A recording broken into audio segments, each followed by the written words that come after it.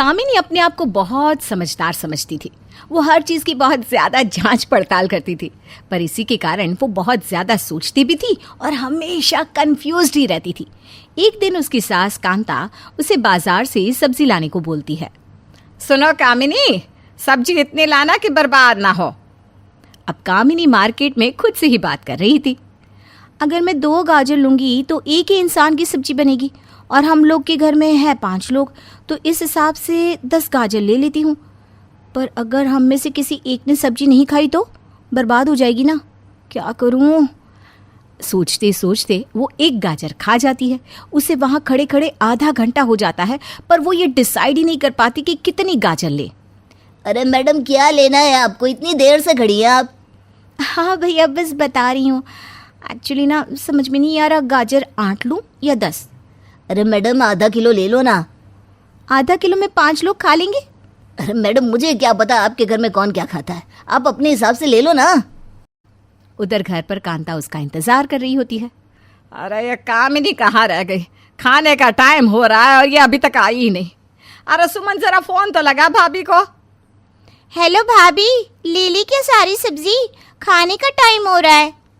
अरे अभी कहाँ ली सब्जी, समझ में ही नहीं आ रहा कि गाजर 8 लूँ या 10। है? क्या मतलब अभी तक सब्जी नहीं खरीदी आपने? अरे अभी तो गाजर में ही कंफ्यूज्ड हूँ। अच्छा आप बताओ ना, कितनी लूँ? अरे भाभी, एक अंदाजे से ले आओ ना, आपको तो 3 घंटे हो गए हैं मार्केट गए हुए। थोड़ी देर में कामिनी घर आती है। आ गई? चल अब जल्दी से खाना बना। पर मैं तो सिर्फ गाजर ही लाई हूँ, वो ही बना लूँ ना? है? इतनी देर में तू सिर्फ गाजर लेकर आई? माँ जी, वो ना समझ में नहीं आ रहा था कि गाजर कितनी लूँ, इसमें ही सारा टाइम निकल गया। फिर सुमन दीदी ने बोला कि आप इंतज़ार कर रही हो, तो मैं आ गई। सुमन और कांता अपना सर पकड़ लेती हैं। दोपहर के खाने में सब गाजर से बनी हुई चीज़ें ही खाते हैं। कमरे में सुमन और कांता बात कर रहे थे।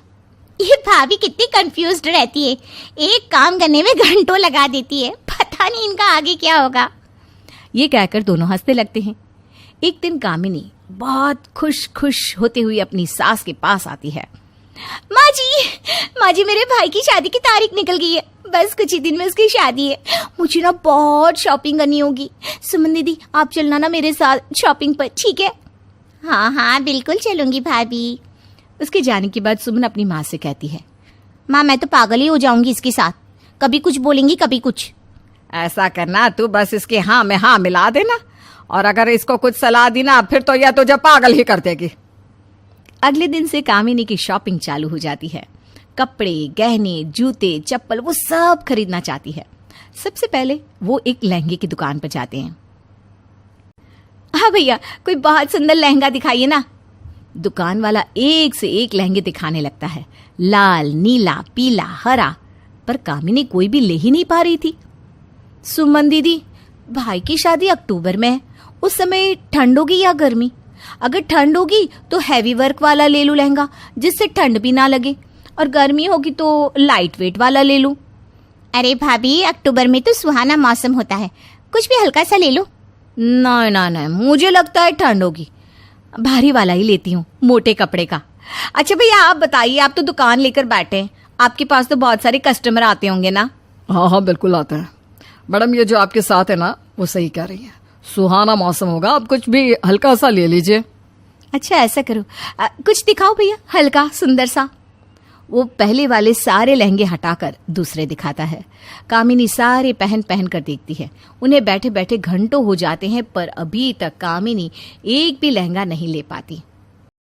नहीं भैया, ये तो अच्छे नहीं लग रहे, आप भारी वाला दिखाइए ना। भाभी अब कल आ जाए, मुझे भूख लग रही है। अरे बस दीदी, थोड़ी देर और। दुकानदार भारी लहंगे दिखाने लगता है। कामिनी को एक बैंगनी रंग का लहंगा अच्छा लगता है। भाभी ये ज्यादा डार्क लग रहा है। पर मुझे तो यही अच्छा लग रहा है, मैं ट्राई करके आती हूँ। हाँ, इधर सुमन की भूख से हालत खराब हो रही थी। अच्छा भाभी, आप पहन कर देख लो, तब तक मैं कुछ खाने को ले आती हूँ। अरे नहीं, बताओगी तो तुम ही ना कि कैसा लग रहा है। सुमन मन ही मन सोचती है, बताई तो सही इतनी चीजें, आपने मानी कहाँ? मैं अभी भी बोलूंगी तो आप नहीं मानने वाली। इस रंग के लिए मना किया था मैंने, फिर भी आपने वही लिया पहनने के लिए। कामिनी सुमन को वहां से हिलने ही नहीं देती। थोड़ी देर में वो बैंगनी रंग का लहंगा पहन कर आती है। सुमन को वो बिल्कुल अच्छा नहीं लग रहा था, पर वो सोच लेती है कि अब अगर कामिनी उससे पूछेगी कि कैसा लग रहा है तो वो अच्छा ही बोलेगी, क्योंकि वो वहां बैठे बैठे परेशान हो चुकी थी। अच्छा लग रहा है ना ये? हाँ हाँ भाभी, बहुत सुंदर। चलिए अब घर चलते हैं। हाँ, बिल पे करके वो लोग वहां से चले जाते हैं। लगता है आज तो पूरा बाजार ही खरीद लाए हो दोनों। कम से कम 6-7 घंटों के बाद लौट रहे हो दोनों। ये सुनते ही सुमन मुंह दबाकर हंसने लगती है। हाँ हाँ जरूर। आइए ना, आप भी हमारी शॉपिंग देखिए। ये तो एक ही बैग है, बाकी गाड़ी में है क्या? नहीं माँ जी, ये एक ही बैग है और कुछ नहीं है। क्या मतलब? इतने घंटों में कुछ नहीं खरीदा तुमने? अरे माँ जी ये देखिए तो, कितना सुंदर लहंगा है ना सुंदर? सुमन और कांता एक दूसरे को देखने लगते हैं। बैंगनी रंग का लहंगा बिल्कुल अच्छा नहीं लग रहा था, पर वो सब उसकी हाँ में हाँ मिला देते हैं। रात को कामिनी का पति सुरेश आता है। कामिनी उसे भी खुशी खुशी लहंगा दिखाती है। अरे ये तो बिल्कुल अच्छा नहीं लग रहा। है ना? हाँ मुझे भी अच्छा नहीं लग रहा, कुछ ज्यादा ही गहरा कलर है ना। ये सुनकर सुमन और कांता चौंक जाते हैं कि कितना सोचने के बाद ये लेकर आई और अब उसे ये अच्छा नहीं लग रहा। दीदी आप वापस चलोगे ना कल मेरे साथ? अरे नहीं भैया, अब आप ना अपने पतिदेव को ही ले जाना।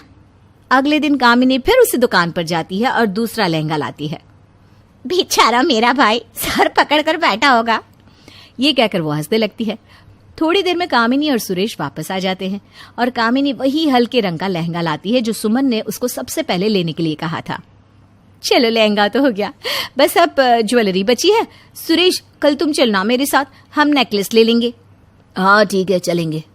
बहू ऐसा करना ना कि मेरा नेकलेस पहन लेना। नहीं माँ जी, मैं तो नया ही लूंगी। हाँ। अगले दिन कामिनी फिर मार्केट पहुंच जाती है। वो तरह तरह के नेकलेस देखने लगती है, कभी हीरे का कभी सोने का। समझ में नहीं आ रहा हीरे का लूं या सोने का। ऐसा करो ना कि माँ से ही वीडियो कॉल पर पूछ लो। वो घर पर वीडियो कॉल लगाती है। अरे सोने का ही ले लो बेटा, वो आगे भी काम आता है। पर माँ जी मुझे ना हीरे का अच्छा लग रहा है। तो फिर हीरे का ले लो। पर माँ जी ये भी ना सोने का ही बोल रहे हैं। हे भगवान, तो फिर सोने का ले लो ना। माँ जी मुझे ना कुछ समझ में नहीं आ रहा। चलिए देखती हूँ कौन सा लेना है।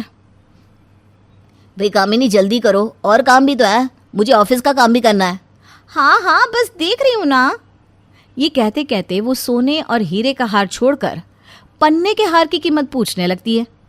अरे भाई तुम बस करो, इन दोनों में से ही कुछ डिसाइड कर लो। हाँ ना सोचती हूँ। थोड़ी देर में वो लोग हार लेकर घर पहुंचते हैं। दिखा दिखा क्या लेकर आए? हाँ भाई दिखाओ, कौन सा नेकलेस सिलेक्ट किया? तभी कामिनी हीरे के हार का डब्बा निकालती है। अरे मैंने इतना कहा था कि सोने का लाना, फिर भी हीरे का ले आई। वो धीरे से दूसरा डब्बा भी सरका देती है। हैं, इसमें क्या है? सुमन उसे खोलती है तो उसमें सोने का हार होता है। वो दोनों अपना सर पकड़ लेती है। भाई कामिनी, तुम खुद तो इतना कंफ्यूज्ड रहती हो, दूसरे को भी पागल कर देती हो, और आखिर में वही करती हो जो तुमने सोच रखा होता है। भैया भगवान बचाए तुम्हारे साथ शॉपिंग जाने से। तो ये बात सुनकर सब हंसने लगते हैं। रिंकी की आदत खुश रहने की थी। वो हमेशा मन से प्रसन्न रहती और यही मन की प्रसन्नता दिखती उसके चेहरे पर। क्या बात है मम्मी जी, खाने में क्या बनाना है? दाल बना लूं क्या आज? अरे वो तो ठीक है, लेकिन दाल बनाने में इतनी खुश हो रही है तो मुर्ग मुसल्लम बनाने में तो हंस हंस कर गाल दर्द कर लेगी अपने, है ना? अरे नहीं, मैं कहाँ हंस रही हूँ। दाल ही की तो बात कर रही हूँ। तभी वहाँ मनीष आ जाता है जो रिंकी का पति है। क्या बात हो रही है तुम सास बहू में? मेरा तो मूड ही ऑफ है। अरे क्या हो गया बेटा? माँ मैंने रिजाइन कर दिया, मुझसे नहीं सहन होता बॉस का यूं रोज रोज का टॉर्चर। मेंटली डिप्रेस होकर नहीं रह सकता मैं। हे भगवान, ये क्या करके आए तुम? कमाने वाला तू अकेला, ऊपर से जॉब छोड़ दी। जॉब छोड़ दी? अच्छा है ना, कोई बात नहीं, और लग जाएगी। हाँ। अपनी सेविंग्स तो इतनी है ही कि 1-2 महीने आराम से कट जाए। बाकी ना लगी तो मेरी चोरी छिपी की हुई सेविंग्स से तो साल कट ही जाएगा आराम से। अरे टेंशन नहीं लेने का। ये क्या मजाक है रिंकी? एक तो मैं टेंशन में हूँ, ऊपर से तुम्हें मेरा जॉब छोड़ना मजाक लग रहा है और तुम खिलखिलाकर हंस रही हो। अरे बेटा, भले वो खिलखिला रही है, लेकिन देख तेरी परेशानी को कम करने के लिए कितनी अच्छी बातें भी बोली है उसने। एक बीवी का फर्ज बनता है कि अपने पति की टेंशन को कम करे। रिंकी ने वही तो किया। क्यों बेवजह गुस्सा हो रहे हो, समझे ना आप। खैर, रिंकी की आदत से कई बार लोग उससे गुस्सा भी हो जाते, लेकिन कई लोग उसे समझ भी चुके थे। एक रोज रिंकी घर आती है, जहाँ सास घुटना पकड़कर बैठी होती है। अरे न जाने कौन सी नस खींच गई, बहुत दर्द हो रहा है। अरे माँ जी, क्या हो गया? क्यों आसमान सर पर उठा लिया? अरे बस कर बहू, तू तो बात ही ना कर। तेरे हंसने से बदन में दर्द के साथ दिल में भी दर्द हो जाता है। कैसी बात कर रही है सासू माँ? मैंने क्या बोल दिया जो दर्द हो जाएगा? अरे मैं तो सिर्फ पूछ रही हूँ। अरे जा बहू जा, अंदर जा, मेरा दिमाग ना खा।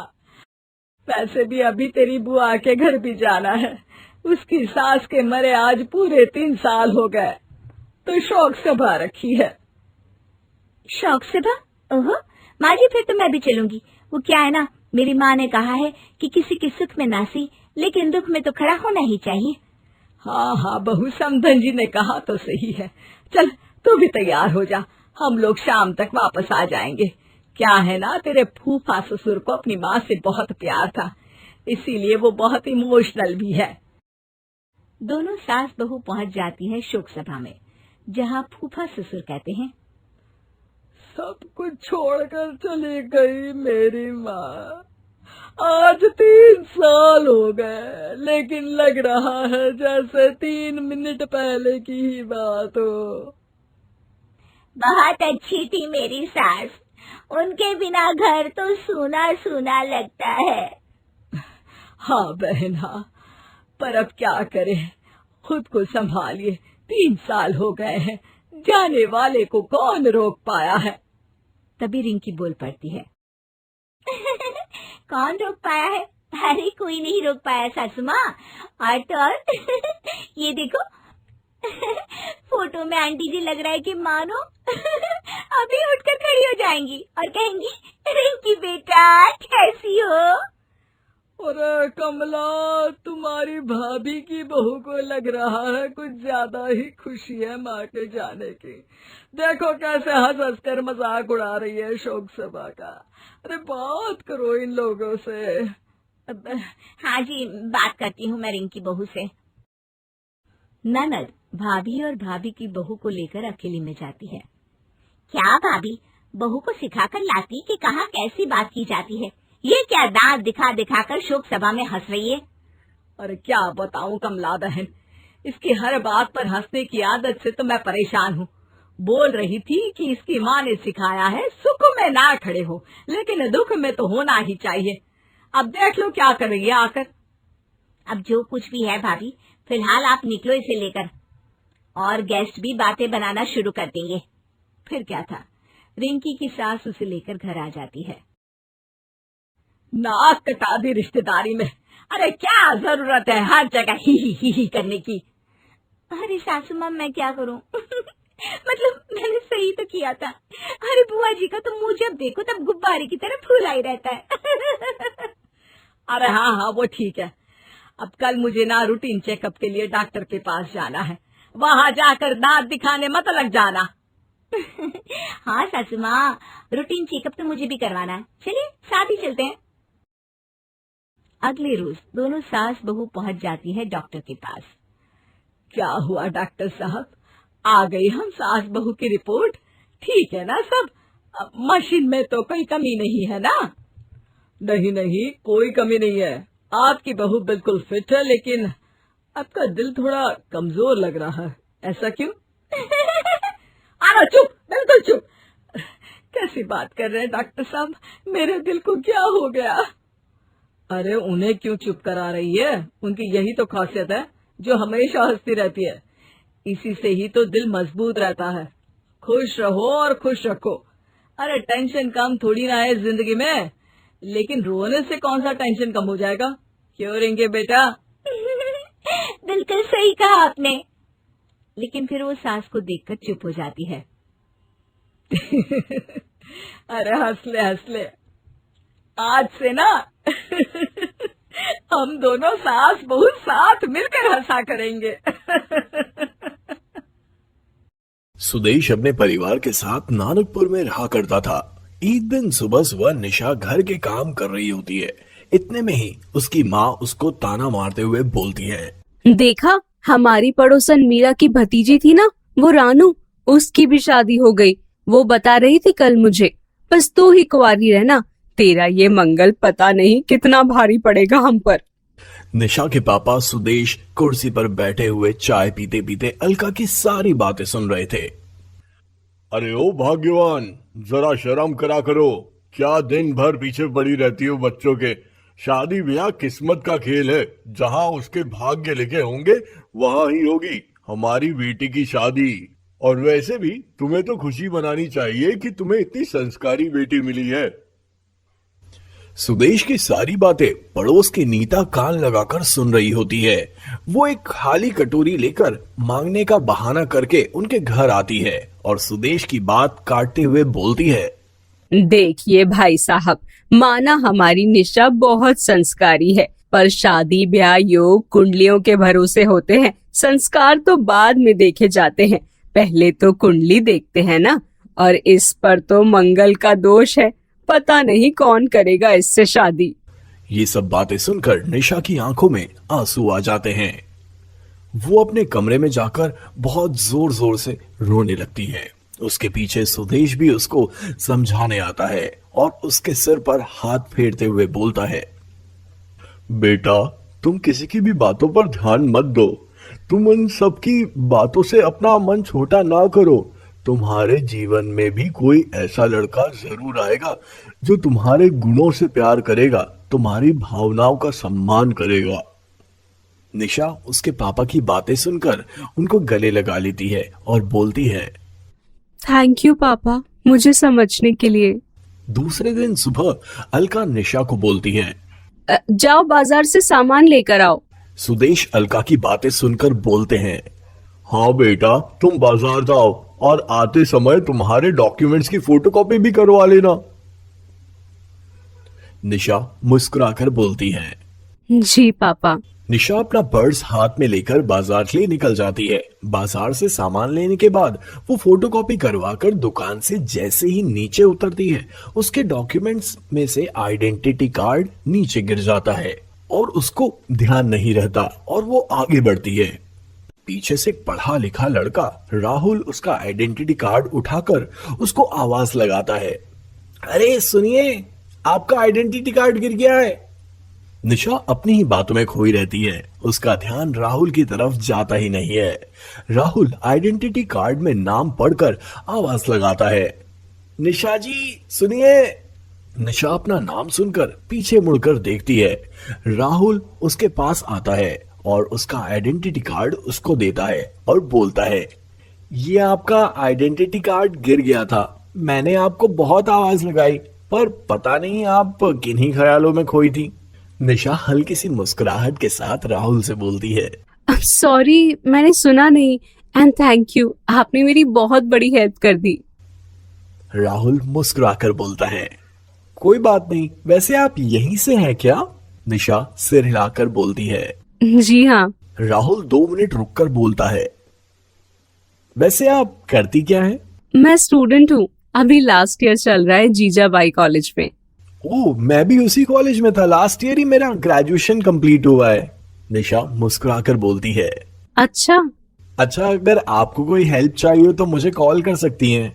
निशा और राहुल दोनों अपने मोबाइल नंबर एक्सचेंज करते हैं और दोनों के बीच में दोस्ती हो जाती है। काफी वक्त बीत जाता है। एक दिन निशा की माँ गुस्से में निशा के एग्जाम के नोट्स जला देती है। निशा का मूड ऑफ हो जाता है और वो राहुल को कॉल करती है और बोलती है, हे राहुल, तुम क्या कर रहे हो अभी? फ्री हो क्या? मुझे तुमसे बात करनी है। हाँ बोलो ना निशा। नेक्स्ट वीक एग्जाम है और बाय मिस्टेक मेरे नोट्स जल गए हैं। क्या तुम्हारे पास नोट्स हैं? हाँ है, मैं ले आऊंगा। वैसे तुम कुछ परेशान सी हो, क्या कुछ हुआ क्या? मैं अपनी लाइफ से परेशान हूँ। तुम ऐसा क्यों बोल रही हो? हुआ क्या, कुछ तो बताओ। असल में मैं मांगलिक हूँ और इसलिए मेरी शादी नहीं हो पा रही है और ना ही कोई मांगलिक मिल रहा है। इसीलिए मेरी माँ मुझे हर बात पर ताने देती है। उन्होंने ही मेरे नोट्स फाड़ दिए। ओके निशा, तुम बिल्कुल टेंशन ना लो और शांत हो जाओ, एक दिन सब ठीक होगा। राहुल निशा को समझाता है और उसका साथ देता है। देखते ही देखते उनकी ये दोस्ती प्यार में बदलने लगती है और एक दिन हिम्मत करके राहुल निशा को कॉल करके पार्क आने कहता है। निशा, मुझे तुमसे कुछ जरूरी बात करनी है, तुम आज शाम मुझे पार्क में मिलो। ठीक है राहुल, मैं आ जाऊंगी। राहुल निशा का पार्क में वेट कर रहा होता है। निशा पार्क में आ जाती है। निशा राहुल से बोलती है, राहुल क्या हुआ? तुमने मुझे ऐसे अचानक पार्क में मिलने क्यों बुलाया? कोई बात है क्या? राहुल निशा की ओर देखकर बोलता है, निशा, हमारी दोस्ती को काफी वक्त हो गया है और अब मैं तुमसे प्यार करने लगा हूँ और तुमसे शादी करना चाहता हूँ। निशा दूसरी तरफ मुंह करके बोलती है, राहुल तुम कैसी बातें कर रहे हो? मुझे मंगल दोष है, हमारी शादी नहीं हो सकती। मैं तुम्हारी जान को खतरे में नहीं डाल सकती। निशा तुम कैसी बातें कर रही हो?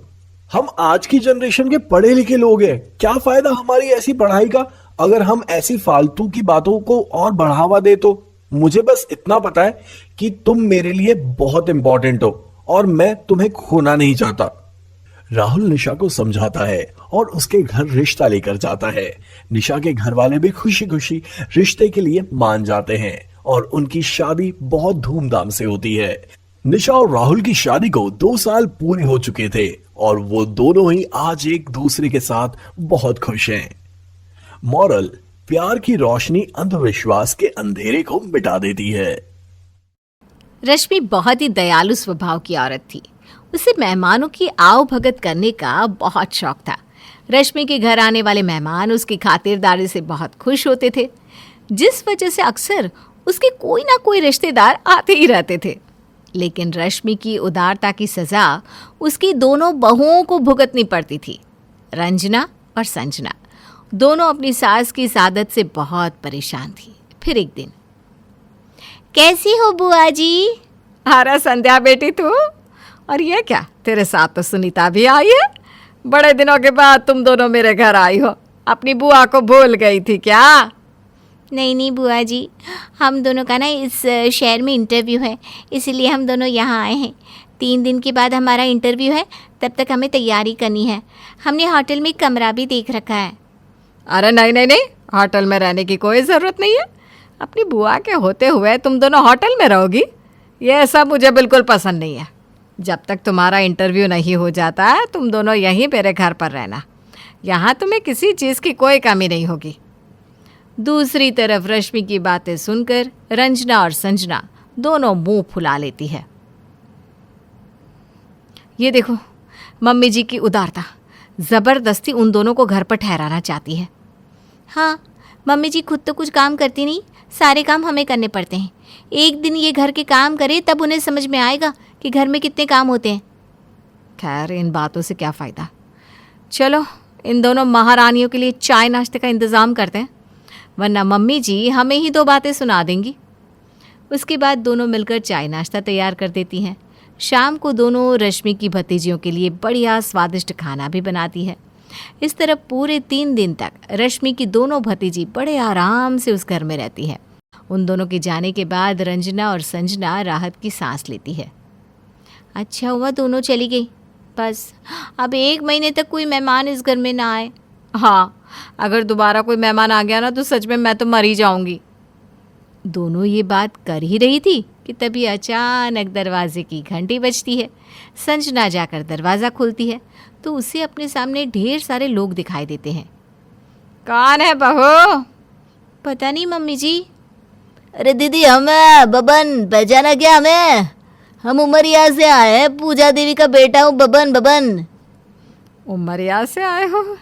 अच्छा, थोड़ा थोड़ा लग रहा है कि शायद तुम्हें पहचान रही हूँ। अरे चाची जी, हम आपके रिश्तेदार हैं, इसीलिए तो आपसे मिलने आ गए। अरे तो फिर दरवाजे पर क्यों खड़े हो, चलो अंदर आ जाओ। उसके बाद रश्मि सभी को अंदर बुला लेती है। जाओ जाओ, तुम दोनों जल्दी से सभी के लिए चाय नाश्ता बना कर ले आओ। फिर दोनों बहू रसोई में चली जाती है। तूने देखा, पूरे 10 लोग हैं, उनमें 3 छोटे बच्चे भी। लगता है अब हमारी शामत आने वाली है। हमारी तो किस्मत ही फूटी थी जो हम शादी करके इस घर में आ गई। खैर, अब क्या कर सकते हैं, चल जल्दी से चाय नाश्ता बनाते हैं। उसके बाद दोनों सभी मेहमानों के लिए चाय नाश्ता बना देती है। चाय नाश्ते के बाद सारे मेहमान रश्मि से फरमाइश करते हैं कि उन्हें बाहर घूमने ले जाए। तभी रश्मि फ़ोन करके अपने दोनों बेटों को घर बुला लेती है। क्या हुआ माँ, अचानक तुमने हमें क्यों बुला लिया? अरे ये मेरे रिश्तेदार हैं, चलो तुम दोनों इन्हें शहर घुमाने ले जाओ। अरे माँ, आज तो मेरी ज़रूरी मीटिंग है, अगर मैं इन्हें ले गया तब तो मैं मीटिंग में ही नहीं जा पाऊँगा। अरे अगर एक दिन तू मीटिंग में नहीं गया तो ऐसी कौन सी आफत आ जाएगी? मेहमान घर में रोज़ रोज़ थोड़े ना आते हैं। चलो तुम दोनों इन्हें घुमाने लेकर जाओ। और मजबूर होकर दोनों भाई रिश्तेदारों को शहर घुमाने ले जाते हैं। शाम को जब सभी वापस आते हैं तो वो लोग रश्मि से तरह तरह के खाने की फरमाइश करने लगते हैं। चाची, गर्मा गर्म आलू के पराठे खाने का मन कर रहा है। चाची, मैं तो पनीर की सब्जी खाना चाहती हूँ। हमें तो मैगी खाना है, हमारे लिए गर्मा गर्म मैगी बनाओ। तुम दोनों ने सुन लिया ना, जाओ रसोई घर में जाओ और सबकी पसंद का खाना तैयार कर दो। दोनों बहुएं रसोई घर में चली जाती है। ये सब लोग खाने का ऑर्डर ऐसे दे रहे हैं जैसे किसी रेस्टोरेंट में आए हैं। हम दोनों बावर्ची हैं क्या, जो इनके कहने पर फटाफट सब तैयार कर देंगे? ये सब ना मम्मी जी की वजह से हो रहा है। पता नहीं इनके दिमाग में मेहमानों की खातिरदारी करने का ऐसा कौन सा भूत सवार है। और फिर काफ़ी मेहनत के बाद दोनों बहू सभी मेहमानों के पसंद का खाना तैयार कर देती हैं। लेकिन खाना खाती ही औरतें मुंह बना लेती है। माफ़ करना चाची, मेरी बात का बुरा मत मानना, पर आपकी दोनों बहुओं को खाना बनाना बिल्कुल नहीं आता। मैंने सोचा था आलू के पराठे टेस्टी होंगे, लेकिन ये तो एकदम बेकार है, इनमें ज़रा भी स्वाद नहीं है। हाँ चाची, दीदी बिल्कुल ठीक कहती हैं। इन दोनों ने तो पनीर की सब्ज़ी का भी सत्यानाश कर दिया है। सब्ज़ी में ज़रा भी स्वाद नहीं है, एकदम फीकी लग रही है। और ये पनीर, इन्हें खाकर तो लग रहा है जैसे मैं रबर चबा रही हूँ। क्या चाची जी, हम कितनी उम्मीद से आपके घर पर आए थे, लेकिन हमें पता नहीं था कि आपके घर में इतना बेकार खाना बनता है। लगता है आपने अपनी बहुओं को खाना बनाने की ट्रेनिंग नहीं दी है, इसीलिए ये दोनों अपने मन की करती है। इन दोनों की वजह से ना हमारा सारा मूड खराब हो गया। अब गांव जाकर मैं तो आपकी खूब बुराई करूँगा। नहीं नहीं, ऐसा मत करना। मेरी बहू की गलती के लिए मैं माफ़ी मांगती हूँ। ऐ सुनो, तुम दोनों फिर से रसोई घर में जाओ और अच्छे से खाना बनाओ, और अगर इस बार कोई गलती हुई ना तो तुम दोनों की खैर नहीं।